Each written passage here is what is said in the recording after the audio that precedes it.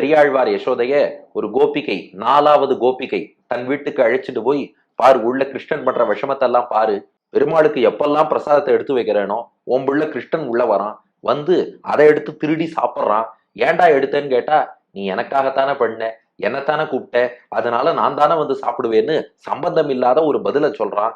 எல்லாம் பண்ணா, இப்ப 12வது மாசம் எல்லாத்துக்கும் சிகரம் வச்ச மாதிரி சாப்பிட்டுட்டு, என்ன இவ்வளவுதான் பண்ணிருக்கியா, போராது, இன்னும் கொஞ்சம் கொடுத்தா நல்லா இருக்குமேன்னு எனக்கே அவன் அட்வைஸ் பண்றான். பெரியாழ்வார் யசோதை, இதை என்னால் ஒத்துக்கவே முடியாது, உன் பிள்ளைய அடக்கி வை அப்படின்னாலும் அந்த பெண். இதெல்லாம் சொன்னது போராதுன்ட்டு இவையும் சிலவே, இப்படியெல்லாமுமா குழந்தைய வளர்த்து வைப்பா, எத்தனையோ இயற்கை கோளாறுகள்ல இதுவும் ஒண்ணு, எத்தனையோ பிள்ளை வளர்ப்புகள்ல இதுவும் ஒண்ணு, இப்படியா பிள்ளைய வளர்ப்பான்ட்டா. இப்ப பெரியாழ்வார் யசோதை நினைச்சு பார்த்தாலும், ஐயோ இந்த கோபிகைக்கு விஷயம் புரியலையே, எல்லாரும் சிரவண விரதம் திருவோண விரதம்ங்கிறது ஊர்ல எல்லாரும் அனுஷ்டிப்பார்கள். ஆனா அவ பெருமாளுக்கு பிரசாதத்தை சமர்ப்பிச்சா பெருமாள் கண்களால் கட்டாட்சிப்பார், தன் அனுகிரகத்தை அந்த உணவிலே அவசியம் செலுத்துவார், அதுல சந்தேகமே வேண்டாம். ஆனா அந்த உணவை தான் எடுத்துக்க மாட்டாரு, பக்தர்களுக்கு வச்சுக்கோங்கன்னு கொடுத்துருவார். ஆனா இந்த பெண் செய்த பாக்கியம், பெருமாளுக்குன்னு வச்சா அந்த பெருமாள் தானே கண்ணனாக தோன்றி இருக்கிறார், அவரே அவளுடைய வீட்டுக்கு வந்து குடுன்னு கேட்டு அந்த பிரசாதத்தை வாங்கி அமுது செய்கிறார் என்றால் இது அந்த பெண்ணுக்கு எவ்வளவு பெரிய பாக்கியம், அது இவளுக்கு புரியலையே.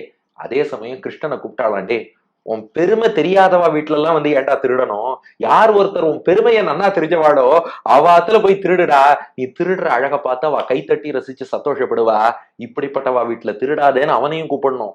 அதே சமயம் இந்த பெண்ணுக்கும், பாரு ஏதோ குழந்தை வந்து திருடித்துன்னு நினைக்கிறியா, யாருக்கும் கிடைக்காத பாக்கியம் உனக்கு கிடைச்சிருக்கு, பெருமாளே நேர்ல வந்து சாப்பிட்டிருக்கார், உணர்த்தணும்.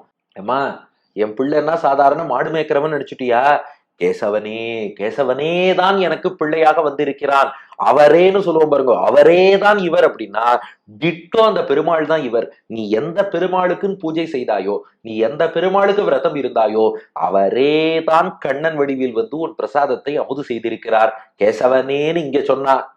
கிருஷ்ணன் வெளியில வரல, அந்த பக்கம் பார்த்தா கேசவனே இங்கே போதராயே, கிருஷ்ணன் பார்த்தான், எனது கேசவனான்னா.